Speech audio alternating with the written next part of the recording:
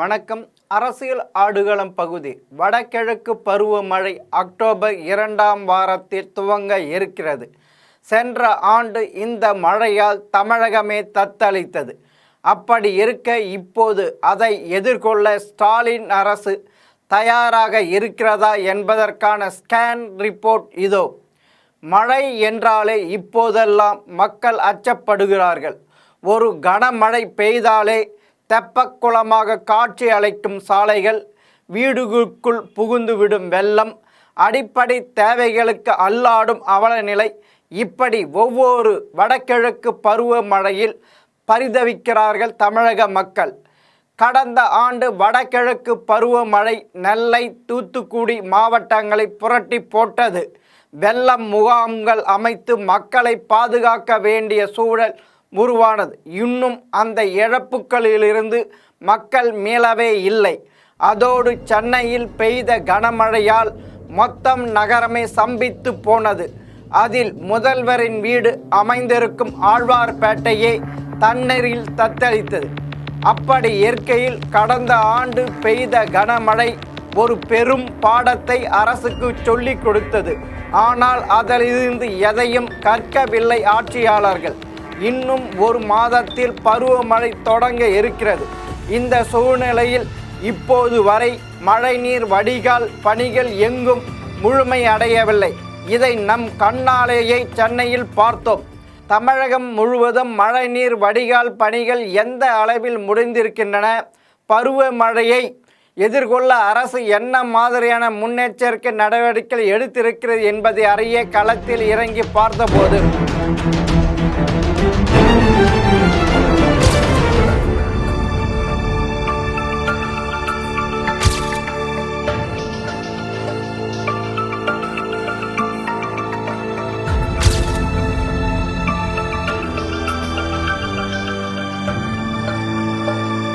வடகிழக்கு பருவமழை அக்டோபர் 2ஆம் வாரத்தில் தூங்க போகிறது.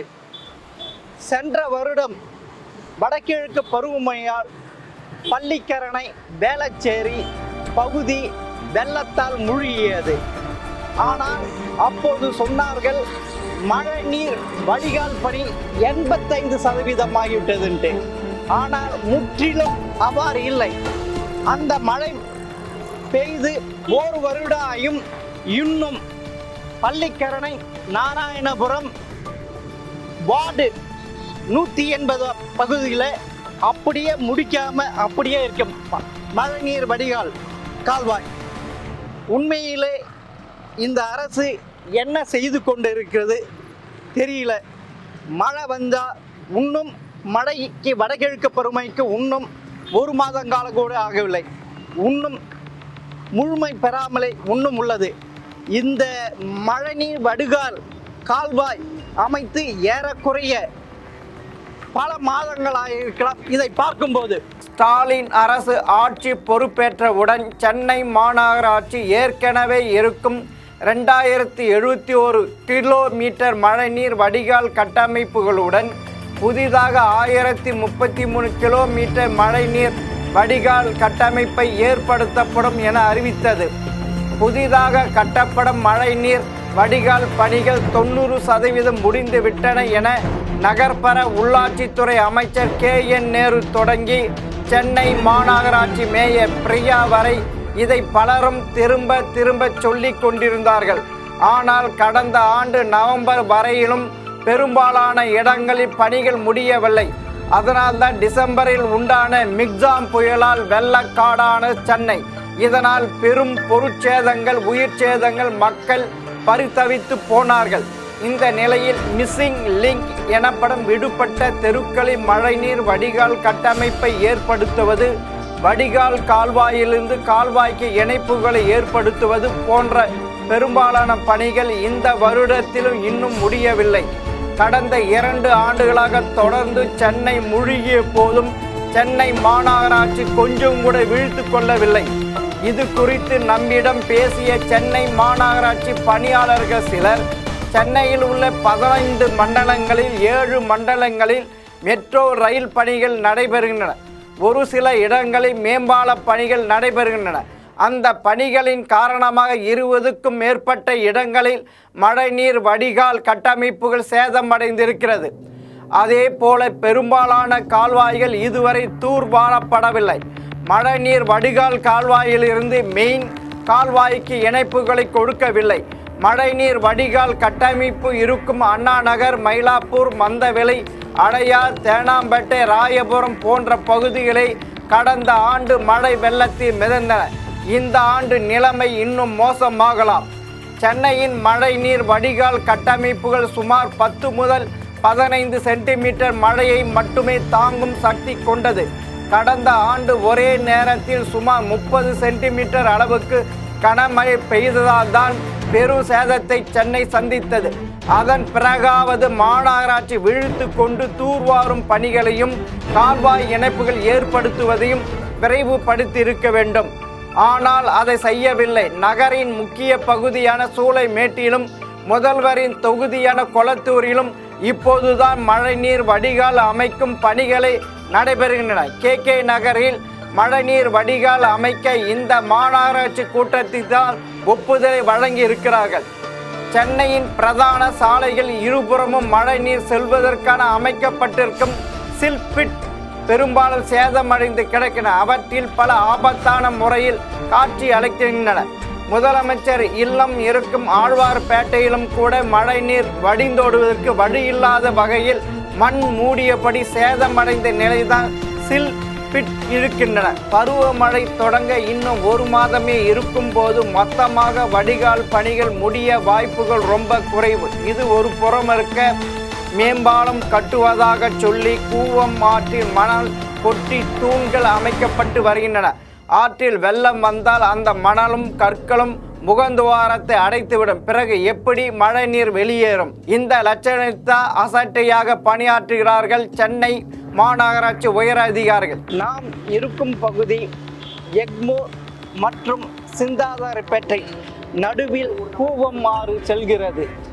இந்த ஆற்றில்தான் மதுரவாயிலிருந்து துறைமுகத்தை இணைக்கும் மேம்பால பணி நடைபெறுகிறது. அதற்கான ஆரம்ப கட்ட வேலை நடைபெற்று கொண்டிருக்கு. அதுவும் கூவம் ஆற்றை பாதி அடைத்து கொண்டு நடைபெறுகிறது. அதுவும் மழைநீர் வடிகால் கால்வாய்கள், கழிவுநீர் கால்வாய்கள் அடைக்கப்பட்டுள்ளது. இப்பணியை ஆரம்பிக்க மாநில அரசு எப்படி அனுமதி அளித்துள்ள? அதுவும் இப்பணியானது CMDA தலைமை அலுவலகத்திற்கு எதிராக நடைபெறுகிறது.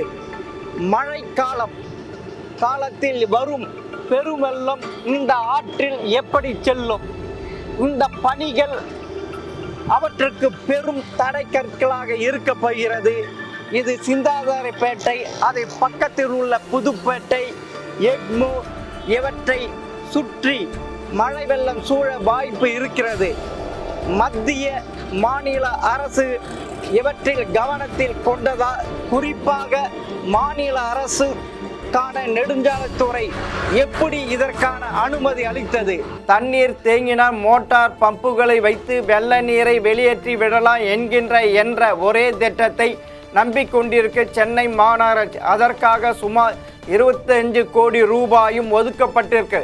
தற்காலிக நிவாரணத்துக்காக தான் வழி தேடுகிறார்கள் ஒழிய நிரந்தர தீர்வுக்கு யாரும் யோசிப்பதாக தெரியவில்லை என்றன வருத்தத்துடன்.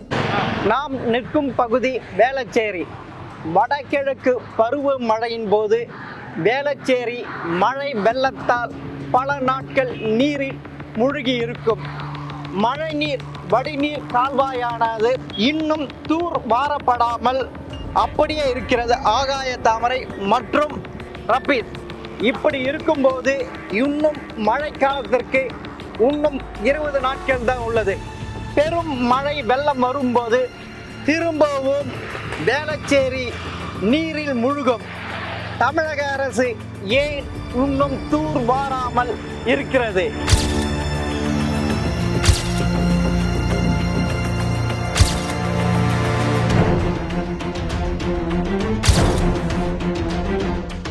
கடந்த ஆண்டு பெருமழையின் போது கடும் சேதங்கள் சந்தித்த நெல்லை, தூத்துக்குடி பகுதிகளுக்கு சென்றோம்.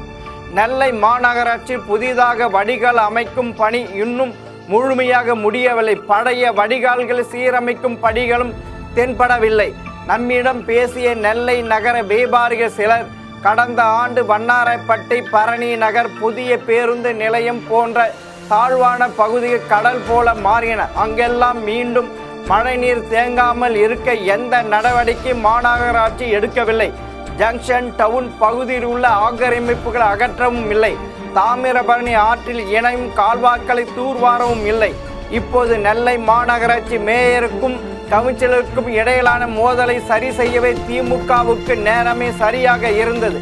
மேயர் சரியில்லை என போராட்டம் நடத்திய கவுன்சிலர்கள்லாம் மழை நீர் வடிகால் பணிகள் முழுமையாக கோட்டை விட்டு விட்டார்கள். இது நாள் வரை இங்கே ஒண்ணுமே நடக்கல.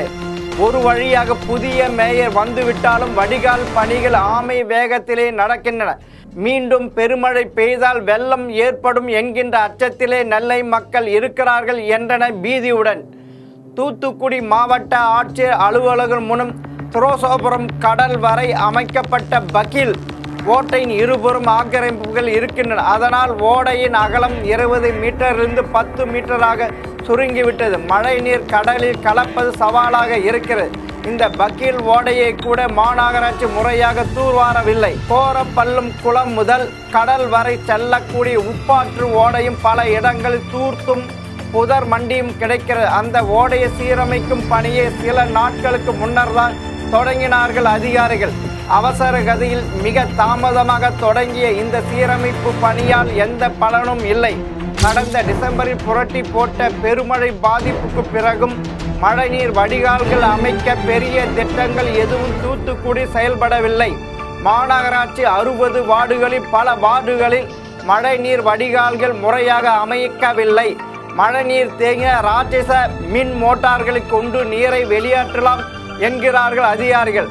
அப்படி வெளியேற்றப்படும் நீரும் பக்கீல் ஓடை வழியாக கடலில் கலக்கும்படி திட்டமிடுகிறார்கள். ஆக்கிரமிப்புகளால் குறுகி போயிருக்கும் அந்த ஓடை எவ்வளவு நீரை வெளியேற்றும் என்கிறார்கள் தூத்துக்குடி நகரவாசிகள். சுற்றுலா பயணிகள் அதிகம் கூடும் ஊட்டி மத்திய பேருந்து நிலையம், மலைய ரயில் நிலையம் அமைந்திருக்கும் பகுதியில் சிறிய மழைக்கு சாலை வெள்ளைக்காடாக மாறுகிறது. ஊட்டி நகருக்குள் சூடும் வெள்ள நீரை வெளியேற்ற ஆக்கப்பூர்வமான நடவடிக்கை எதுவும் எடுக்கவில்லை. அதே போல கூடலூரில் முறையாக தூர்வாரப்படாத நீரோடைகள் வெள்ளப்பெருக்கு ஏற்பட்டு வீடுகளும் விளைநிலங்களும் வெள்ளத்தில் தத்தளிக்கின்றன. குன்னூரிலும் முறையாக மழைநீர் வடிகால்கள் பராமரிக்காததால் சுமார் 80 இடங்களில் நிலச்சரிவு அபாயம் இருப்பதாக கண்டறியப்பட்டுள்ளது. வயநாடு சம்பவத்தை கண்கூட பார்த்ததும் அரசு தரப்பில் இதுவரை எந்த முன்னெச்சரிக்கை நடவடிக்கை எடுக்காததால் நீலகிரி மக்கள் எப்போது என்ன நடக்கும் என்ற பதிப்பதிப்பிலே இருக்கிறார்கள். டெல்டாவிலும் குமரல்தான். தூர்வாறுதல் பணியை கூட முறையாக செய்யவில்லை என புலம்புகிறார்கள் விவசாயிகள். வயல்களின் அருகே வடிகால்கள், பாசன வாய்க்கால்களில் தூர்வார் வேண்டுமென விவசாயிகள் கோரிக்கை வைத்தார்கள். ஆனால் அரசு முறையாக தூர்வாரும் பணிகளை மேற்கொள்ளவில்லை. வெறும் கண் துடைப்பாக ஒரு சில இடங்களை அறையும் குறையுமாக தூர்வாரி இருக்கிறார்கள். அதற்காக ஒதுக்கப்பட்ட நிதியிலும் பெரிய அளவில் முறைகேடு நடந்திருக்கு. இந்த முறை வடகிழக்கு பருவமழை அதிகமாக இருந்தால் திருவையாறு, பூதலூர், பாபநாசம், தஞ்சாவூர், கும்பகோணம் போன்ற பகுதிகளை சேர்ந்த விவசாயிகள் மிகப்பெரிய அளவில் பாதிக்கப்படுவார்கள். நாகப்பட்டினத்தை பொறுத்தவரை ஷட்டர்கள் பல இடங்கள் சேதம் அடைந்திருக்கு. அதை சரி செய்யவில்லை. பருவமழை காலங்களில் நாகை, செல்லூர், சுனாமி குடியிருப்பு மற்றும் மீனவ கிராமங்கள் பெரும் பாதிப்பை சந்திக்கும். அந்த பகுதிகளில் மழைநீர் வடிகால் அமைப்பதற்கான பணிகள் செய்யவே இல்லை. திருவாரூரில் ஓடம்போகி ஆற்றில் மாவட்ட ஆட்சியர் அலுவலகம் எதிரே மட்டும்தான் வழக்கமாக தூர்வார்கள். இந்த முறையும் அதையே செய்து இருக்கிறார். மற்ற இடங்கள் தூர்வாராமல் ஆகாய தாமரை மண்டி கிடக்கின்றன. அரசு நிர்வாகம் கொஞ்சம் கூட திருந்தவில்லை என்பது இதிலிருந்து தெளிவாக புரிகிறது. மதுரை பொறுத்தவரை ஸ்மார்ட் சிட்டி திட்டம் வந்த பிறகுதான் நகரில் சிறிய மழைக்கு குளம்போல் தண்ணீர் தேங்குவது வழக்கமாக இருக்கிறது. மீனாட்சி அம்மன் கோயிலை சுற்றியுள்ள மாசி வீதிகள், பெரியார் பேருந்து நிலை, செம்மக்கல், பழங்காநத்தம், விழாபுரம், செல்லூர், கோரிப்பாளையம், பூதூர் பகுதியில் மழை வெள்ளத்தால் முழுகி விடுகின்றன. மழைநீர் வடிகால் அமைப்பதற்கும் மழையை எதிர்கொள்ளவும் எந்த ஒரு ஏற்பாட்டையும் மாநகராட்சி நிர்வாகம் மாவட்ட நிர்வாகம் இதுவரை செய்யவில்லை. கடலூர் மாவட்டத்தில் உள்ள மாநகராட்சியில் தொடங்கி நகராட்சிகள் ஊராட்சிகள் என பல பகுதிகள் நீர்நிலைகளுக்கு செல்லும் வழித்தடங்களில் புதர் மண்டி கிடைக்க வெள்ளாறு கொள்ளிடம் ஆறுகள் கடலில் கலக்கும் முகந்துவார பகுதி இன்னும் தூர்வாரும் பணிகள் தொடங்கவே இல்லை. கடல் அலைகளால் அந்த முகத்துவாரங்களில் மணல் குவிந்து கிடக்கிற விராணம் ஏரியின் வடிகால் பகுதி ஒன்றான வெள்ளையங்கால் ஓடையில் முழுக்க புதர்கள் மண்டி போயிருக்கிறது. போர்க்கால அடிப்படை புதர்களை அப்புறப்படுத்தி தூர்வாரவில்லை என்றால் திருநாரையூர், எடையூர், வீரநத்தம் போன்ற 10க்கும் மேற்பட்ட கிராமங்களும் பல 100 ஏக்கர் பயிர்களும் வரும் பருவமழை வெள்ளத்தில் மிதக்கும் அபாயம் இருக்கு என்கிறார்கள் அப்பகுதி மக்கள். சமீபத்திய மழை காலங்களில் பாதிப்பு ஏற்படும் இடங்கள் குறித்து பேரிட மேலாண்மை துறை சார்பில் விரிவான ஆய்வு நடத்தப்பட்டது. அதில் தமிழகம் முழுவதும் மொத்தம் 3728 இடங்களில் பாதிப்பு ஏற்படும் என்று கண்டறியப்பட்டுள்ளது. அதில் 762 இடங்கள் அதிக பாதிப்பும் 297 இடங்கள் மிக அதிக பாதிப்பு ஏற்படும் என கண்டறியப்பட்டுள்ளது. இப்படி பாதிப்புக்கு உள்ளாக இடங்களில் தலைநகர் சென்னையில் 397, நீலகிரி 284 இடங்கள் இடம்பெற்றிருக்கின்றன. நாம் களத்துக்கு சென்று பார்த்த வரை சென்னையிலும் சரி நீலகிரியிலும் சரி பெருமளவு வடிகால் பணிகள் முடியவில்லை. இந்த நிலையில் பருவமழையை அரசு நிர்வாகம் எப்படி எதிர்கொள்ளப் போகிறது என்று தெரியவில்லை, அச்சமாக இருக்கிறது. சென்னை வெள்ள பாதிப்புகளை தடுப்பதற்காக திருப்புகழ் கமிட்டி ஆய்வு செய்து ஓர் அறிக்கையை அரசிடம் தாக்கல் செய்தது. அந்த அறிக்கையை இதுவரை மக்கள் மன்றத்தில் அரசு வெளியிடவே இல்லை. ஒரே இடத்தில் தொடர்ந்து 2-3 மணி நேரம் பெருமழை பெய்தால் எங்கே பாதிப்பு ஏற்படும் என்ற புள்ளி விவரம் அரசிடம் இல்லை. அப்படி இருக்க எப்படி பாதிப்புகளை முன்கூட்டியே தடுக்க முடியும்? அதோடு அந்நேர வெள்ள எச்சரிக்கை அமைப்புகள் ஏற்படுத்த வேண்டும். அந்த அமைப்பு வெள்ள பாதிப்புகள் குறித்து முன்னெச்சரிக்கை நடவடிக்கை எடுக்க வலியுறுத்தும். அதையும் அரசு இதுவரை செய்யவில்லை. சென்னை, கடலூர், நாகை, தூத்துக்குடி ஆகிய மாவட்டங்களில் மேற்கு பக்கம் பொழியும் மழை அந்த மாவட்ட பகுதிக்குள் வந்து வெள்ள பாதிப்பை ஏற்படுத்துகிறது.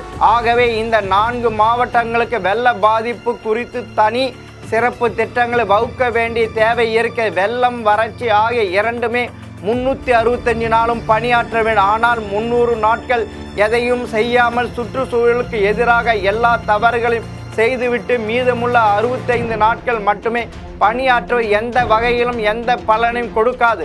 வடகிழக்கு மழை எதிர்கொள்வது பற்றி ஸ்டாலின் அரசு சொல்வது மழைநீர் வடிகால் பணிகளை மாதம் 2 முறை தலைமைச் செயலாளர் நேரில் ஆய்வு செய்கிறார், துறை அமைச்சர் ஆய்வு செய்கிறார். பணிகள் அனைத்தும் வேகமாக நடைபெறுகின்றன. அதே போல நெல்லை, தூத்துக்குடி போன்ற பகுதியில் இந்த முறை எந்த மழை வெள்ள பாதிப்பு ஏற்படுவாது நடவடிக்கை எடுக்கப்பட்டுள்ளது.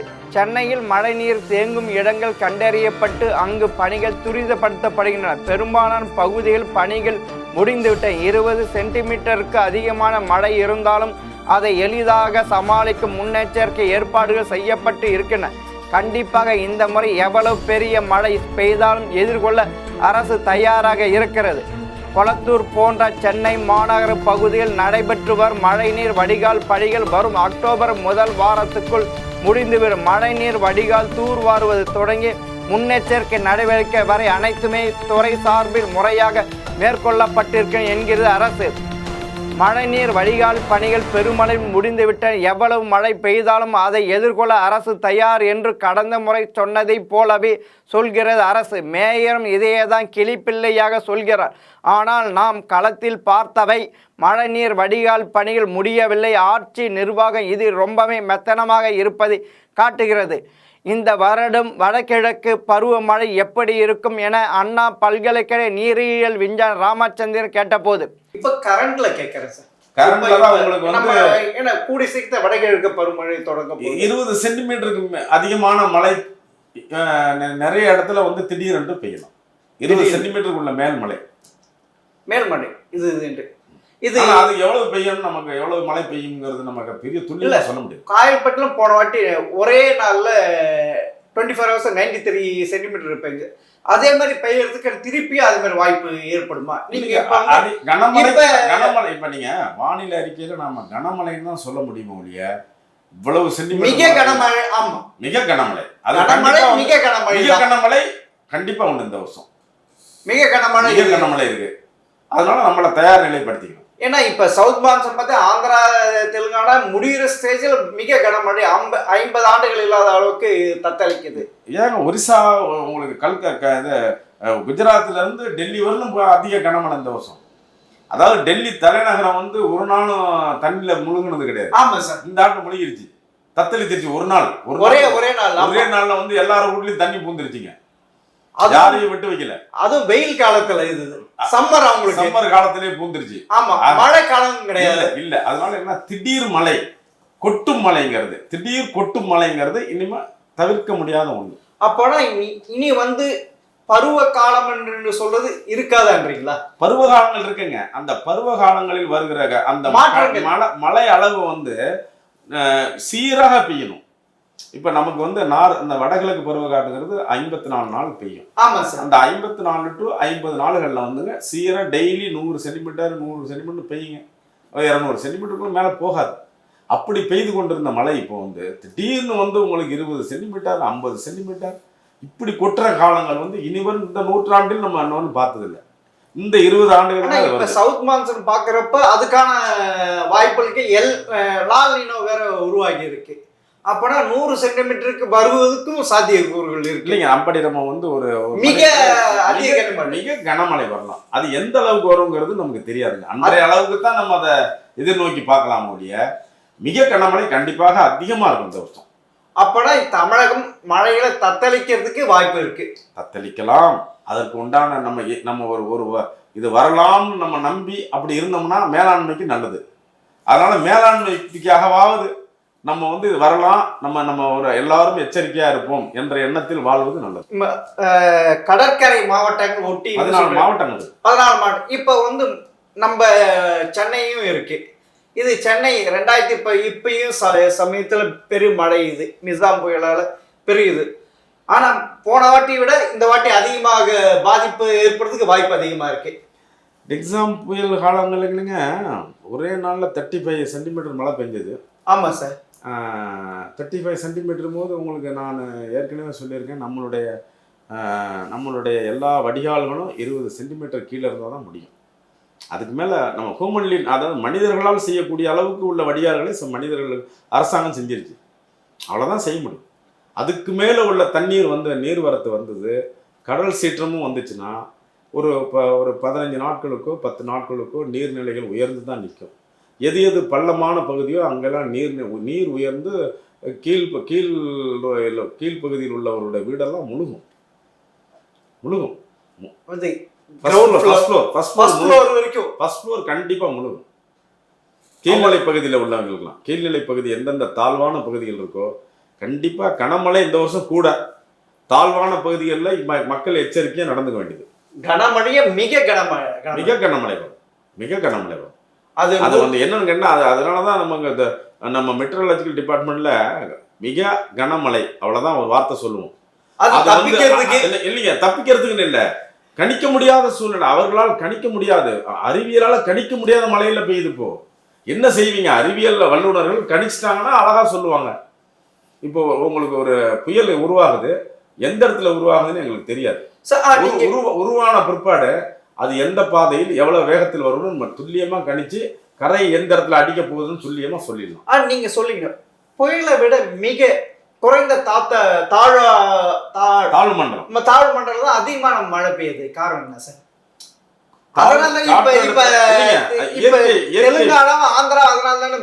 இயற்கை விதிப்படி வடகிழக்கு பருவக்காற்று நார்த் ஈஸ்ட் மான்சூன் சொன்னீங்கன்னாவே காற்றழுத்த தாழ்வு மண்டலம் உண்டானாதான் அந்த மழை பெய்யும். அந்த காற்றழுத்த தாழ்வுங்கிறது சீரா தாழ்வு மண்டலம் உருவாகும். அதுக்குண்டான உங்களுக்கு மேகங்கள் உருவாகும், அழகான மழை பெய்து கொண்டு போகும். அதில் பல்லாயிரக்கணக்கான வருடங்களாக நடந்த இயற்கை நிகழ்வு. இப்போ அந்த வானமண்டல மாற்றத்தினால உங்களுக்கு கடல் மாற்றமும் கடல் சீற்ற மாற்றமும் ரெண்டு சேர்ந்து கம்பைன் பண்ணி ரெண்டும் உண்டாயிட்டு அதிதீவிரத்தை உண்டு பண்ணுது.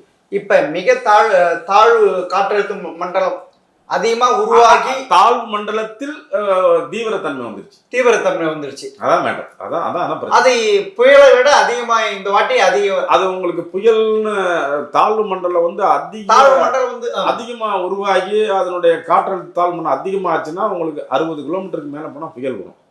அது ஒரு 50 கிலோமீட்டருக்குள்ளேயே பெய்துகிட்டு இருந்தா நமக்கு நல்ல மழை. அதை வேண்டிக்குவோம். 50 கிலோமீட்டர் வேகத்திலேயே அருமையான மழையா அக்டோபர் நவம்பர் பெய்துட்டு போனா நமக்கு நல்லது. ஆனா இந்த வாட்டி பாக்குறப்ப பயமா தான் இருக்கு. இல்லைங்க, லானினாங்கிற அந்த புள்ளி விவரத்தை பார்க்கும் பொழுது அதிகமான மேகக்கூட்டங்கள் வரும். அதிகமான மேகக்கூட்டங்கள் வரும் பொழுது நமக்கு அந்த காலகட்டம் தான் நமக்கு மழைக்கால பகுதி.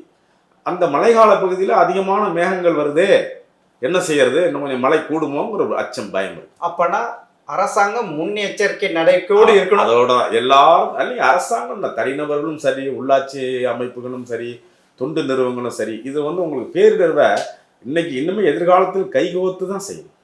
கைகோத்து எல்லாரும் நம்மளுடைய பொறுப்பு அப்படி உலகமே அப்படி ஏற்றுக்கிடுச்சு. உலகமே வந்து நம்ம பேரிடர்வு நம்ம உலகத்துக்கு உண்டானது, இனிமேல் எங்கே பேரிடர் நடந்தாலும் நம்ம ஒருத்தர் பரிவர்த்தனை பண்ணிக்குவோம் அப்படிங்கிற இதுக்கு உலக ஒற்றுமைக்கு வந்துட்டாங்க. அதனால நம்ம பேரிடர்வு வந்து எல்லா இடத்துலையும் பேரிடருங்க. இந்த வருஷம் கிட்டத்தட்ட 90க்கு மேற்பட்ட பேரிடர் உலகம் ஃபுல்லாக எல்லா ஒரு வாரத்தில் ஒரு இடத்துல ஒரு பேரிடர் நடந்துட்டு தான் இருக்கு. அதனால நீங்கள் அந்த பேரிடர்வுல நமக்கு மழை மூலமாக பேரிடர்வு, ஒரு சிலருக்கு வந்து சூறாவளி காற்றினால் பேரிடர்வு, ஒரு சில இடத்துல வன நெருப்பு பிடிச்சி எரியறதுல பேரிடர்வு, ஒரு சில இடத்துல நிலநடுக்க பேரிடர்வு. அப்பனா நம்மளுக்கு மழையினால் பேரிடர் இந்த வாட்டி வருவதற்கு மழையால் பேரிடர்வு.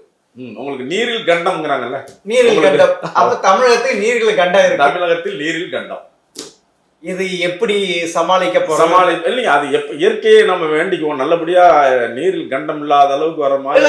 இந்த கண்டம் வந்து இந்த வடகிழக்கு பருவமழை முடிகிறப்ப கூட இத உருவாகலாம். இல்லைங்க, முடிஞ்சு போகும்போது தான் ரொம்ப தாக்குது. அதாவது post monsoon season. October November December முடிஞ்ச உடனே அது வரலும் கொஞ்சம் கொஞ்சமா தான் பெய்யுது. டிசம்பருக்கு பின்னால பிடிச்ச அடியும் அடிக்குது. இப்பயும் அதே மாதிரிதான் இல்லைங்க, அது மாதிரி இப்ப காலநிலை மாற்றத்தால நம்மளுடைய மழை அளவுகள் நம்ம கணிச்சுக்கிட்டு இருக்கும்போது இப்படிதான் அது பிஹேவ், அந்த நடத்தையில இருக்குது. அந்த நடத்தை இந்த வருஷம் எப்படி இருக்குன்னு பார்ப்போம். சரி சார், நடத்தைகளை கணிக்க முடியாம நம்ம நடக்க வேண்டியது. ஆமா, இது கணிக்க முடியாத கணிக்க முடியாத காலம். இது மக்கள் தான், மக்கள் கையில இல்லைங்க, இயற்கை கையில இருக்கு. இயற்கைக்கு தகுந்த மாதிரி மக்கள் நடந்து. அப்பனா இது முன்னெச்சரிக்கை நடவடிக்கை மக்களும் இருக்கணும். அழகா எல்லாரும் முன்னெச்சரிக்கையோடு இருப்பதும், அவர்களுக்கு உணவுகளுக்கோ மக்களுக்கோ உடைமைகளுக்கோ மிருகங்களுக்கோ எல்லாருக்கும் நம்ம ஒரு பாதுகாப்பு அம்சங்கள் நம்ம வழங்கி இது மேலாண்மை கொண்டு நம்மளுடைய எதிர்கால சந்ததிக்கு இதெல்லாம் ஒரு அச்சுறுத்தும் விவகாரமாக இருக்குது. வானிலையை சரி பண்ணுவோம், எல்லாம் சரியாயிடும். மீண்டும் ஒரு முறை நம் நகரங்களும் கிராமங்களும் வெள்ளக்காடாகி அதில் மக்களும் அவர்களின் வாழ்வாதாரங்கள் மிதக்கும் நிலை ஏற்படக்கூடாது. அப்படி ஒரு கொடூரத்தை எதிர்கொள்ள மக்கள் தயாராக இல்லை. ஆனால் இதை திருந்தாத இந்த அரசு நிர்வாகம் முழுவதுமாக உணர்ந்ததாக தெரியவில்லை. உண்மையை சொல்கிறோம், ஒன்றுமே நடக்கலை. மக்களே ஸ்டாலின் அரசை நம்பி இருக்க வேண்டாம். உங்களை நீங்களே காப்பாற்றிக் கொள்ள இப்போதே தயாராங்கள். வணக்கம்.